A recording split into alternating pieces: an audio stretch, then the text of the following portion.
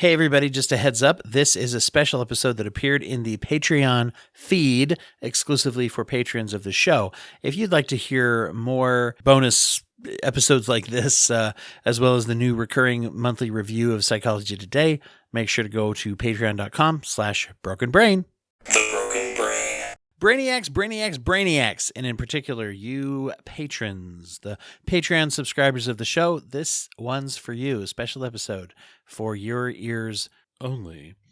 This is Hannah Boone, who's a returning guest, comedian, mental health advocate, working in the substance abuse industry, is joining me to do a review of the Psychology Today issue for June of 2022. So we're going to have some fun with that. You know, it's funny, if people want to dig back in the archives, which of course people want to dig back in the archives of the episodes. Years ago when I started this, we did kind of as a laugh, my friend Brian and I, he was a therapist when we both worked in residential youth care, did a review of the current Psychology Today. And, you know, we were kind of all over the place. And I thought, but I enjoyed it so much, I've wanted to do it ever since. And so, you know, but you have to have somebody cool and fun to do it with. And so, you know, I sent out some emails to former guests, and whoever responded automatically gets cool and fun points extra over the others. So just so you know, in case you were keeping track of your score against other guests, most guests do. But anyway, so Hannah Boone has graciously accepted the invite to be with me this month and review Psychology Today. Hi, Hannah. Yay. Hello. How are you? I'm good. We just were talking a little about how are you doing? You can tell everybody though. Yeah. I'm mostly good. I'm new to the mental health field, but it's something I've wanted to do for a really long time. And when I'm not doing that, I do comedy, and it's a fun little mixture. I mean, people are always like, "Do you joke about the patients?" And it's like, no, like I that's confidential. Like. Right. I'm not like out here like saying the name of everyone, like I'm not. Isn't it, I think it's Dan Cummings, the comedian, who said that he was going into psychology, but he discovered that he can't keep a secret or refrain from laughing at strange behavior. And so he decided that he had to go full comedy. Yeah. But see, a real professional. No, isn't that interesting? Because people are like, oh, I bet you have good stories. And it's like, well, I mean, kind of, but they're not. Is it a good story if you can't tell anyone? Right, exactly. You can't tell anyone. And like some of it's just like, it's like I have a lot of sad stories. I don't really have anything to make you like laugh. I know, and I think that's it, right? Because you can laugh at some of the general principles of things more than you can like at somebody individual's story, you know? Yeah, exactly. Yeah. Like I can laugh at like it's silly what happens around the unit sometimes, but like if more than it. It's usually not silly time. It's usually, That's not why people aren't there for silly time too much. And you work in inpatient detox, right? Yeah. So that's pretty heavy. Yeah. And I've worked in those kinds of settings before with inpatient acute care and crisis care. And it is weird how that is buried in it. Now, speaking of stories, I've met a few people over the years because I live in practice in Utah, and we've got and this is not a violation of privacy, I guess, because it was in the news, and I think she's talked openly about it, but we've got some of the private care facilities for youth that, help me out here.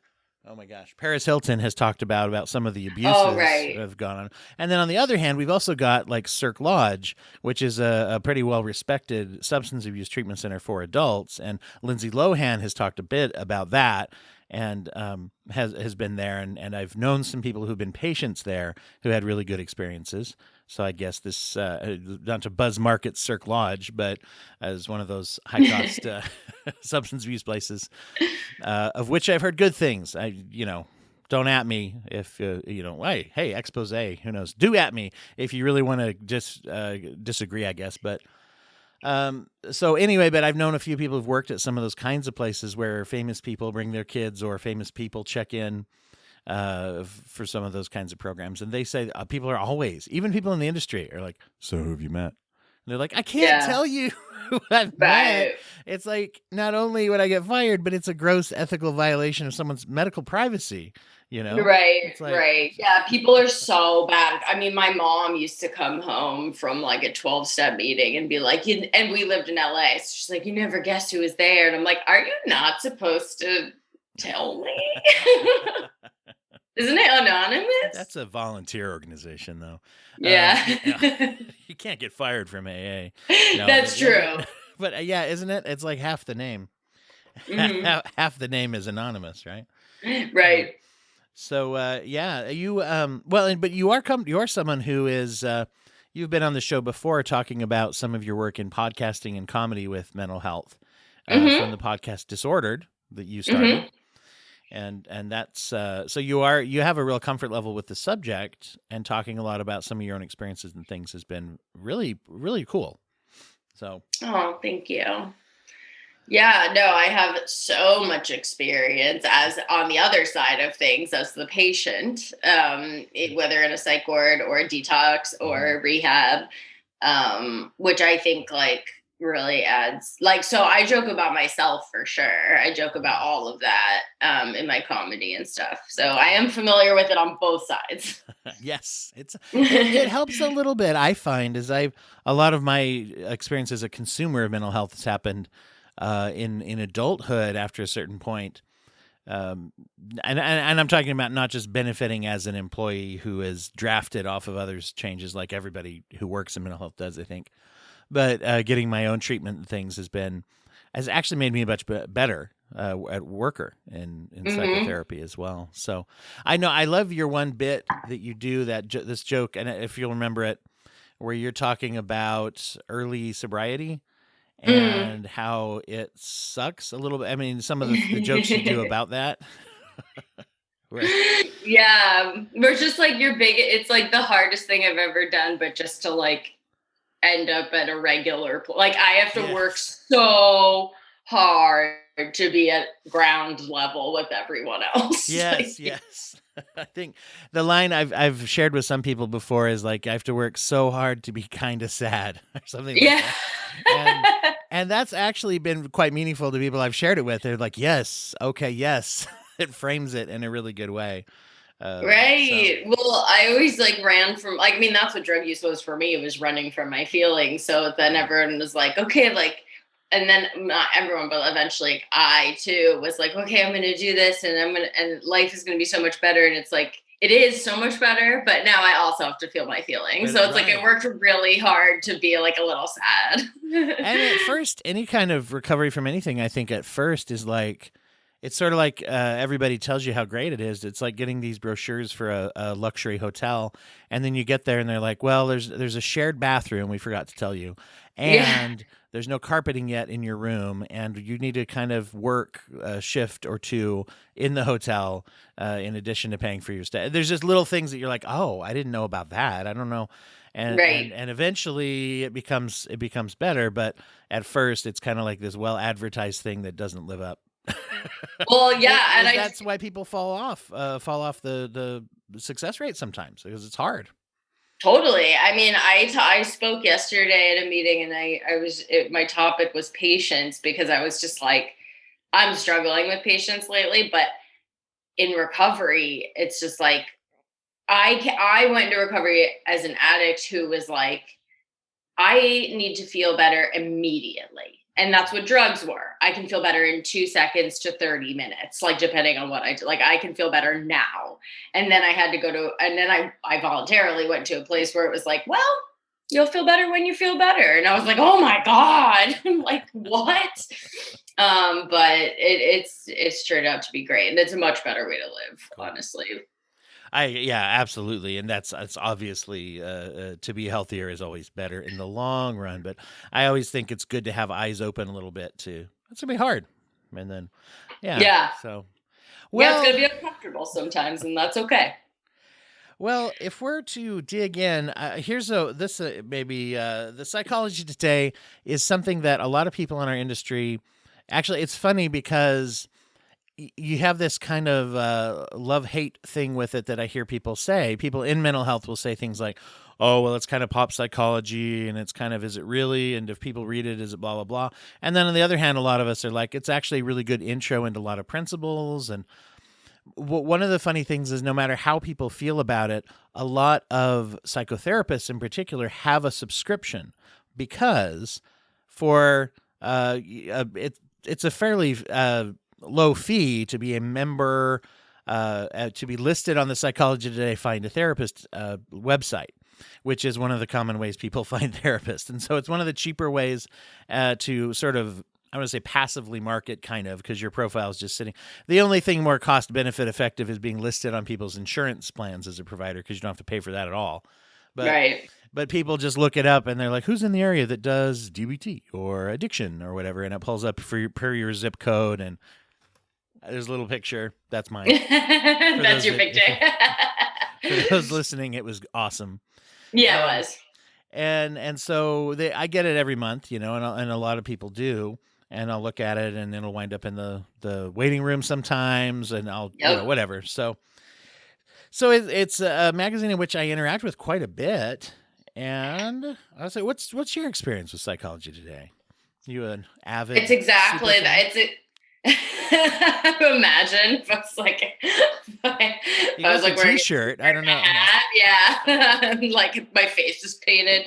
My experience with it is exactly that. It's being a patient and waiting in the waiting room, and there's nothing to do, so I flip on through Psychology Today. And then if I manage to read an article, I feel superior to everyone for the day, because I'm like, I read an article in a thing. Well, you may not know much about mindfulness, but I've got 6 tips for. Yeah. Exactly. So that's my full experience. And yeah, that's it. I say that, I realize as I was saying that my joke example is actually an article I still share with people from 2005, 6 tips for mindfulness. It's actually a really good intro for mindfulness. Mindfulness tips are great. Yeah. I love them. So let's start with something silly, and then we'll get into the deep, meaty broth of the articles. That was gross. I'm going to edit that. I'm going to say I'm going to edit it. No, if we let's start with something silly and look at the cover. Mm-hmm. Let's how would you? And I'll describe the cover of this month, and we are starting with June. Oh, it is the June 2022. Wow, we're on point. I just grabbed one sitting around my office, and just this morning thought, I hope it's current. Yeah. So it's a person sitting with a stripy T-shirt, not quite a rainbow T-shirt, but I wonder if they were kind of taking a little soft stab at pride. I'm not sure. Anyway, they're sitting and they have a cat next to them, and they're on a big pile of stuff. It looks like we got a teddy bear, huge teddy bear. We got a drama, New Orleans kind of mask. We got the top of a wedding cake.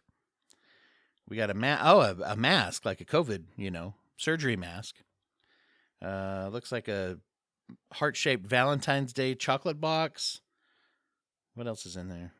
A bird. Is it? Am I supposed to have the same cover as you? Because I do not. Oh, for the June 2022. Oh, I see. This is the one. Okay. There we go. No, you have the cover to the article, I think. Yeah. I was like, I read the wrong thing. Okay. We can talk about the cover. You had really cool cover art on your article I did. that you're profiling. So she's like, yeah. And it says, "Make peace with the past," which actually is the article that so I guess I'm reading the cover article. Whoa, didn't even realize I was doing that. That's special and cool. What's your thoughts on the cover? Do you find it engaging? You know what's interesting? And I'm overanalyzing. Do it. But I don't find it that interesting because it's so peaceful. And I'm like, no, show me the chaos. And that's what my article is about. But I'm like, everything looks happy and calm, and I don't care about it. That's interesting, because I wonder when they do this, and I kind of wonder how overanalytical do they get? Is it someone who's just a marketing person, or is it someone like us who's got that background probably who's going to be like, oh, well, I wonder. Yeah. Mm-hmm. I remember being in a presentation once where somebody was showing just some marketing techniques that companies use that are manipulative. And I was actually just a couple of years into studying psychology at college, and I was working at a hospital. And so I was already over analytical before that. Anyway, and he pulls up this slide, I think it was a physical slide back then, based on my age and experience. Maybe it was PowerPoint. I don't remember. And it showed this. It was an ad for coffee or whatever, and he was going on about how, oh, this is like a drink this to relax, and he's like, it's a stimulant. You drink it before you go to bed. That's probably not a good idea, but yet they're selling it as this. Blah blah blah. And as he was doing that, I noticed the steam coming out of the cup was in the shape of the figure of a woman, and I was just like, is that shaped like a woman? And it was a little bit, it wasn't really provocative, but it embarrassed him that he hadn't noticed it a little bit. I just remember he was yeah. just like, yeah, it took him a minute. And anyway. Yeah. So. Yeah, advertising, I mean, they really do dive into psychology for advertising. Like, they're like, how can we get people to buy this stuff, you know?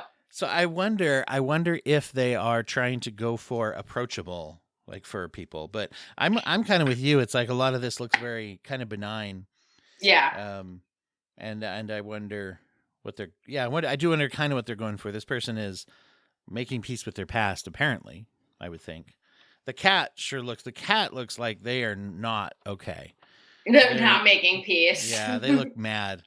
The cats are mad. The cats are like mad creatures. And evil. People don't always realize that, but that's not just superstition.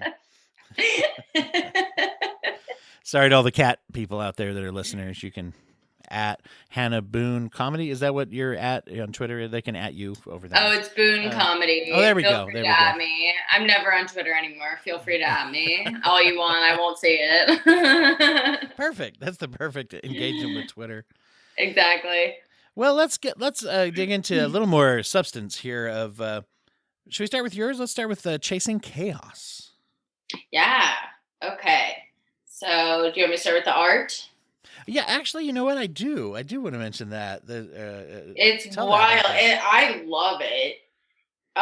It is, and I also chose, because you gave me kind of a choice of articles, and I chose Chasing Chaos because I chase chaos. Mm-hmm. And then the article ended up being very different than I thought it would be, but it was very interesting. But yeah, so it's like black and white. For the most part, it's black and white, and the only colors that you see are red and yellow. And you see like Ronald McDonald being torn in half, and you see people like being like, it's a big crowd of people, and there's a sign that says like scamdemic, lies, lies, lies. Like, it's all these conspiracy theorists, like a big Q for QAnon, and like it's like a modern day Guernica. It's just like filled with like a crowd of people who, it's basically all the rageful like Americans fighting with each other, right? Yeah, and yeah, absolutely. Like, there's someone who has a V for Vendetta mask in there. Yeah. I like how Snow White is standing next to someone holding a COVID is a hoax sign. Yeah, totally. I didn't even notice that. Totally. And then there's just like the Statue of Liberty's in there, kind of just being like, what's going on? And yeah, it's cool. I really like it. It just kind of screams drama and feeling, but also kind of feeling disenfranchised too. Even though I may not identify with the specific thoughts expressed by the conspiracy theorists, for some reason, seeing it, instead of triggering annoyance at people think that, it actually makes me go like, yeah, people are mad. I get that. Right. And scared. Yeah. Like, if I believed half these conspiracy theories, like, I would also feel compelled to go marching with the sign. Like, I would be very scared, Well, that's the thing. Yeah. And people don't get that. I mean, you have even up to the point where, this is not an excuse for this, but I mean, you remember that guy a few years ago who took a gun to that pizza place that was being talked about recklessly by people spreading rumors about a pizza place that had dungeons of children. There was actually not even a basement in the building, and it was right. But it was funny because here's a guy who, and I remember seeing he had taped some message like to his kids before, of saying like, I feel like I need to do something. And it's like, yeah, if you really believed like down the street there were children being held as enslaved, and and you really believed that, and you believed that no one was doing anything, it's like there's a certain like morality to saying I'm gonna do something. And it's like, anyway, right. So yeah, it's not only just kind of funny, like people like to go, oh, people think that. It's like, well, yeah, people think that. That's kind of scary, actually. Yeah, like people really think this stuff. And like if I thought like COVID was a big hoax or like it was done on purpose, like I would also be, I mean, I think that way with like different views of mine. Like I'm pro choice when it comes to like abortion, but like when people who aren't, like if I believed that doctors were killing babies, I would also be very upset, you know? I Right. just don't believe that. But like if I believed that, like I think of it like, wow, yeah, that would be a really scary thing to believe. Yeah. Um but anyway, yeah. Yeah. So let's see. The article's by somebody. This is very professional of me. By somebody. It Is it is by somebody. Gina Pincott? Yes. Yes. And it's less like generally about a need for chaos and more about like extremists and conspiracy theories. Um and like about the mindset that people are in and what they're looking for, which I thought was really interesting, like about how people are looking for meaning was one of the things she said. And I tried to apply that to myself of like, is that what I'm doing when I'm like looking for chaos and drama? And it's like, maybe it's a way, because like I did that in my life when my life was pretty empty. I was like looking for fights and drama and all of that. Like I don't really look for it today so much. I think it's a part. I mean, there is a part of addictive thinking and compulsive thinking that is always looking for control. Control's a big word in mental health, Yeah. right? Of being like, Yeah. but I think people think of it the wrong way as like a moral judgment of like, you're controlling, when actually it's more like you're reacting to your life feeling out of control. Right. Right. Right. Yeah, absolutely. And like, there's also, I'm borderline. And there was a big thing we went over in my treatment for that, where it was like, I will suddenly, like, it doesn't happen much anymore. I'm really, like, the DBT helped amazingly. I'm on the right meds. But like, I would suddenly feel dysphoria. Like, I would suddenly just be angry and sad. And there was no reason. So I would have to create a reason so I didn't feel so crazy. So like I would then, and I did notice this in myself, I would then start a fight with somebody. So I had an excuse to feel that way, because without that, I just felt so sick, you know? Yeah, yeah, it's interesting when there's a craving for, because like you said, even if it's something that's unpleasant, you're triggering something that you can do, right? Or that you are an active participant in that, right? Right, Yeah. right. Controls, yeah, it's huge. What did you mentioned the search for meaning? It's interesting too, because a lot of times when we are doing stuff, even unhealthy stuff, the thing we're looking for is not unhealthy, and it hits me that looking for meaning. I mean, there's a whole look at like logotherapy or Viktor Frankl, right? The man's search for meaning, kind of mentality of like there's a whole branch of therapy about reframing your life around suffering, around meaning, in order to make suffering more tolerable, right? So searching for meaning is not bad, but it's like, how is it expressing itself is what hits me. Now, did you find that to be a meaningful, like you mentioned, it's like it made you think, you hadn't maybe thought about that before. Do you think searching for meaning is really part of it, or not so much? I think it can be. I think it's case by case. Mm-hmm. Like I think it's based on the individual. I don't think everyone is searching for meaning. I think some people it's like pure fear.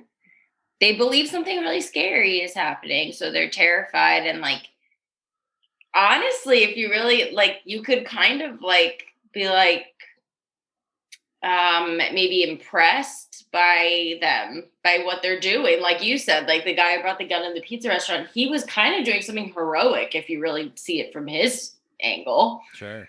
Which is like, I know, controversial thing to say, but like, Right. No, I mean, I think because it's easy to dismiss that guy, and hopefully the proper attention and if the anger is being placed on people who knowingly perpetrated that for ratings and such. But I who are more probably at risk, or no, sorry, at blame, I should say, Mm-hmm. for that. And it's manipulative, right, for that person. But you're absolutely right. I remember after 9/11, actually, and it's a psychology professor, because, people in our field, right? This is why everyone thinks psychologists and mental health people are nuts. Is that it was this class I was sitting in, and yes, just to place that in timeline for everyone, I was in college when 9/11 happened, and he said, if I believed that God wanted me to crash a plane into something, would I do it? Would I have the guts to do it? And it was interesting to reframe that. And in the early days, for anyone who remembers that, the emotions were so raw that didn't go over great in the class with everyone. But it's an interesting thing to say.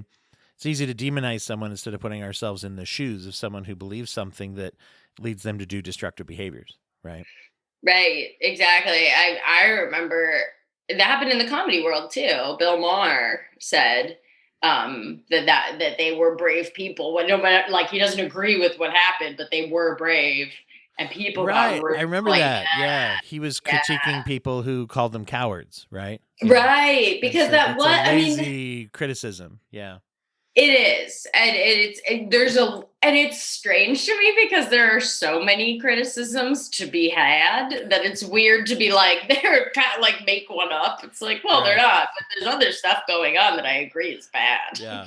Well, and that's kind of part of and I don't know if the article focused as much on this, but it's interesting the thoughts that it gets to, where when we look at people in, say, therapy, for example, one of the things we're free to do when we sit there and we can say whatever we want in a non-judgmental environment, hopefully, we can look at ourselves in context and say, oh, even the worst things maybe I've ever done, either self-destructive or just maybe things I even feel are wrong, it's not because I'm bad. It's because there's a context for why it happened. It made sense at the time. That doesn't make it okay. Right. Yeah. So very interesting.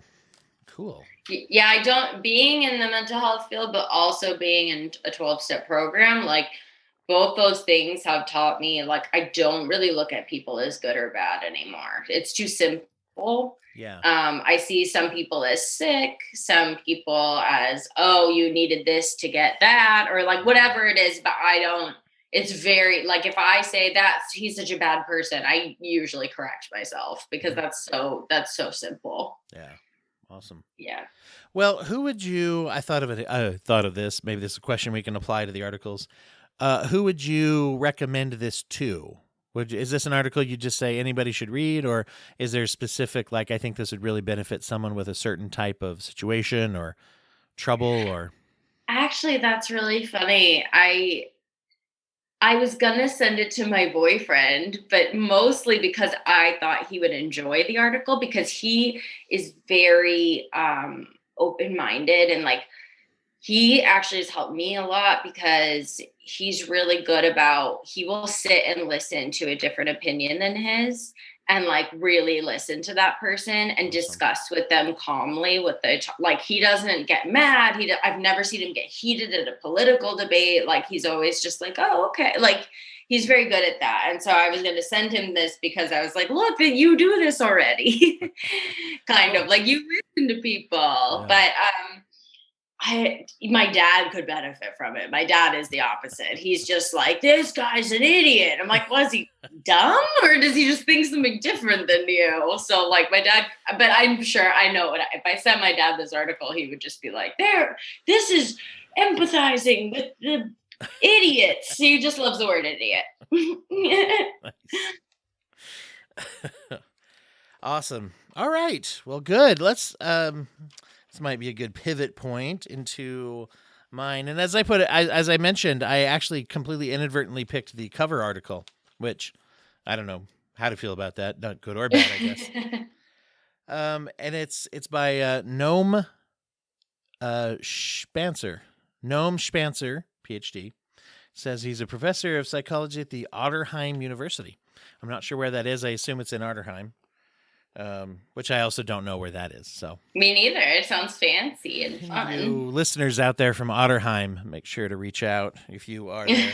But at us. So yes, this is it's called Making Peace with the Past. And okay, we'll go ahead. There's not a whole lot of art, but there's this. It's a very close-up picture. A close-up picture of somebody's face. There you go. I'll try to hold it so you can see it in the camera. Hmm. If anybody sees that, there we go.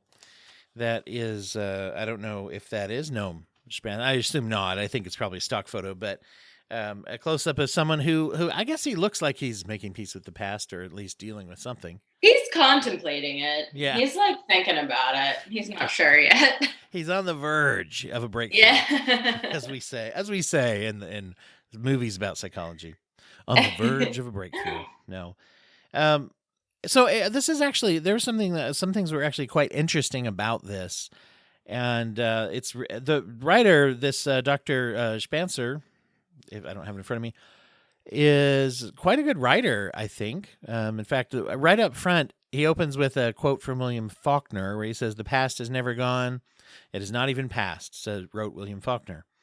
And then he writes, "Negative events echo loudly inside our psychic architecture," which, to be honest, I think is good. I think it's better than the Faulkner quote. I think he could have started with that. It's a very well written article about confronting the past. However, there's an interesting thing that I want to see what you think of it too. I'm hearing it more and more from different people. He talks about moving past trauma, which was out of vogue for a while to even talk about it that way.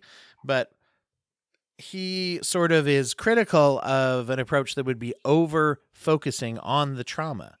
Because one of the things that has historically been part of cognitive behavioral therapy is getting into really deeply into like narrative summaries of trauma, telling the story, retelling the story, writing the story, reading it to a trusted friend, and that's still an accepted form of treatment for trauma. But there's been a little kind of pushback, and he gives a little bit of pushback to this idea that going into it and into it and into it is not always good for processing trauma. And that being able to maybe question our retelling of the story, maybe reframe how much impact is it having, and looking at different aspects of its effects, which reminds me of a lot of modern trends in therapy to focus on the present more than the past, but yet bring that into treating the past. Anyway, do you, some of your thoughts about this focus on rehashing? People have strong feelings about this usually. Yeah, I was just trying to pay attention to how I felt while you were saying that. And I felt like some anger a little bit. Like it did trigger something really strong in me because I come from CBT, DBT. And so I don't have a belief either way. I think it really depends on the individual. But as someone who has, why? Because I worked so hard to finally face traumatic things that then to hear, no, just focus on the present. I'm like, I worked so hard to be able to look at the past. So I'm like, that's why it's like if I made a painting and someone was like, actually crayon. I'm like, no, but I made a painting, so I feel like that's where that feeling comes from. But I don't have really a belief either way. I think that's case by case. I really do think that. Yeah, and I want to be fair to the author here. I'm using this as a springboard to talk about something, I guess, in a way, but I don't think he's saying not to access it. However, it's funny because to me, I have a reaction to the phrase "moving on" because in my training, I don't say that. In fact, I tell people there's not moving on. There's accommodating. And there's owning something. Kind of what you're saying was saying, I want to be able to face it and have it be part of my story. That is, the fact that it's part of my story is no longer threatening to me. Exactly. Right? And I think in that way I think the author here would be in agreement with that because he does talk about acceptance and he has that really classic definition of cognitive behavioral definition of acceptance, that it doesn't mean you like it, doesn't mean you agree with it, but you accept that it's part of you, and that and he does also mention the idea. And it's interesting because I think it's the goal of narrative summaries and confrontation of it. But he also mentions there's a risk to define yourself in terms of brokenness. And he's against that, which I do agree with that quite a bit. I agree with that too, yeah. And saying like just a trauma doesn't make you broken. if that makes sense. Right. Yeah. I identified as a broken person for like a long time. And that's what led to my destructive behaviors. I was like, well, I'm already broken. I might as well destroy everything. And now that I don't see myself that way, life is much better. Like I act in better ways, you know? Yeah. And do you find that when people have different approaches, that oftentimes when you really listen to them, they're not that different? Like with therapies and stuff. I mean, if it's like, well, I don't do that, I do this, and the other guy over here does that, and this gal does this, which is a whole different thing. And if you listen to all of them, a lot of the elements are like, oh, you guys are kind of doing. It's not that different. Well, we ultimately have the same goal, you know, when it comes to that stuff. Like, no one's like, well, my goal is to make someone miserable and live in their trauma. Like, everyone, you know, like everyone is like, wants people to feel good for the most part, you know, or accepting. Yeah, one of the quotes here that he wrote, he said, "Pain is not a badge of honor. It's how we learn what's important and what needs care and attention." So it's interesting how he's kind of weaving in between, right? He's a little bit weaving in between the idea of don't identify as broken, at the same time don't whatever romanticize, I guess. I don't know if that's a good way to say it, but yeah, I'm not sure. Yeah, and that's an interesting thing to kind of go through. I guess one of the focuses he has is the way that I would call it the way we engage with the past. He seems to be a big fan of reframes, of saying like, just because my emotions are teaching me one lesson about the past experience, it's good to experiment with the idea that my emotions might not be correct. And that's a big part of things. You mentioned DBT, and I use that a lot in therapy as well. And there's a lot of that, right? Challenging preconceptions and assumptions and reframing how we feel about something, right? Right, absolutely. Which is hard to do. It's like extremely hard to do, but it's a great tool. We talked a little bit about detox because you work in detox, and I produce a podcast called, it was called The Wiseman Method. It's by a detox center in California called the Wiseman Method, rapid detox specialists. And Claire Wiseman and David Livingston are the co-hosts of that. And he's the therapist of the program and she's the founder. And they talk a lot about questions of addiction. And that's what it's now changed the name to, a podcast to answer your questions about addiction by the Wiseman Method, opioid specialists. Anyway, cool program, cool people. And I think he has a really good balance to this. He talks about David Livingston, that is, the therapist in this program. This article reminds me a little of that, where David has a really good in-between-y kind of like way of saying, delve into the past, dig into the past, really get into it and confront it. But he also tries to teach his clients to then stop. He considers that to be a cognitive skill that sometimes in addiction we don't have, that kind of gets worn down, which is emotional regulation in the form of saying, when I end my therapy session, I should work on the skill of not dwelling on what I talked about in my therapy session for the rest of that day. And as much as possible, he would even say, sometimes if it's really raw, try not to go there again until you're back in therapy next time. And that stopping for the moment is a necessary life skill. I've thought that's interesting because I've never heard anyone talk about it quite that strongly, with the emphasis on the stopping. Stop. Okay, we're there. Let's calm. Let's get out of it now, and let's go on and focus on the rest of our lives, which I think is interesting. That's something that I need to work on very much. I mean, especially like I bring my work home with me. I think about certain patients for days. Like I need to definitely develop that skill of compartmentalizing. Yeah. It's hard. Well, so I would say I do like this article, and I like the way that he gives a little bit of a different take on it. I think the beginning, I will say one thing I didn't get into was that it does include, and this kind of broadens it out, it includes a bunch of case studies of people who went through some dealing with their past. And I think that also helps to round it out and maybe give a better impression than I did of how well it is fairly well rounded, which I think I kind of picked on the most different thing to talk about at first. But so those are really good too. I think it's a good article. To be honest, I would recommend it for therapists if they work with trauma, because it gives a little bit of a different wrinkle to thinking about trauma focus.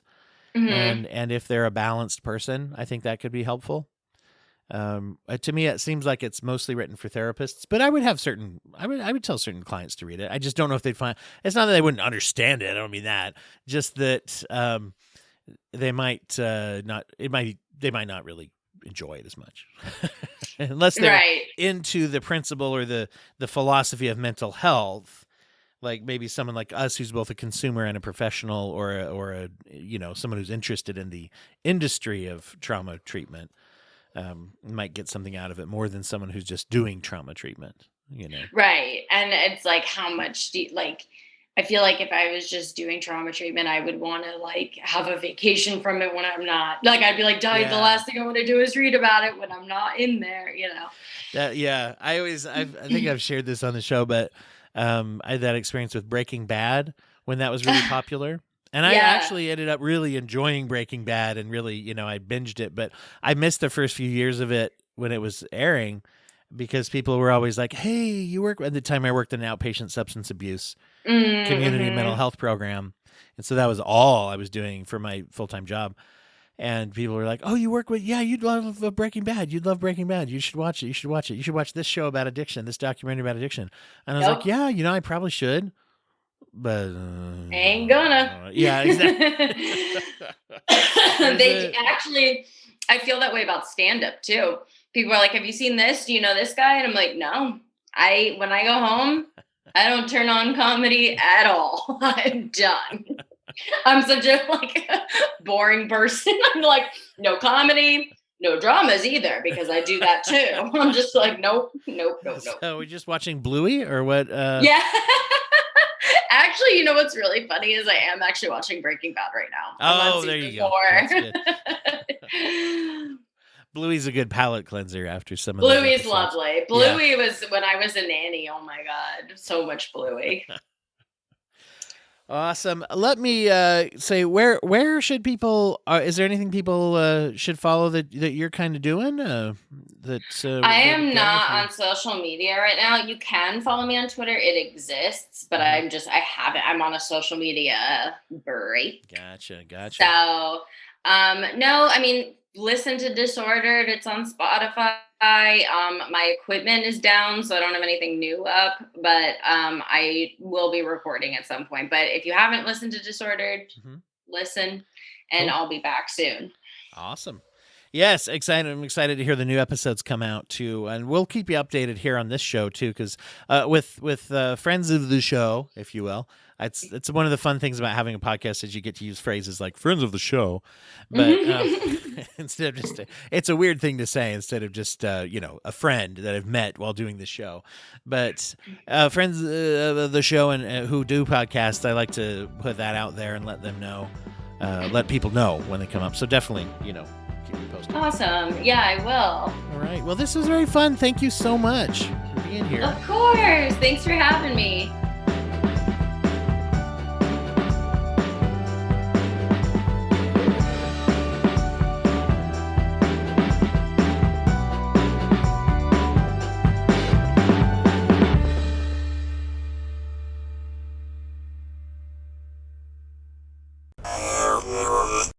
Thank you for listening to the Court and Parts Podcast Network. To listen to more Court and Parts shows, visit courtandarts.com.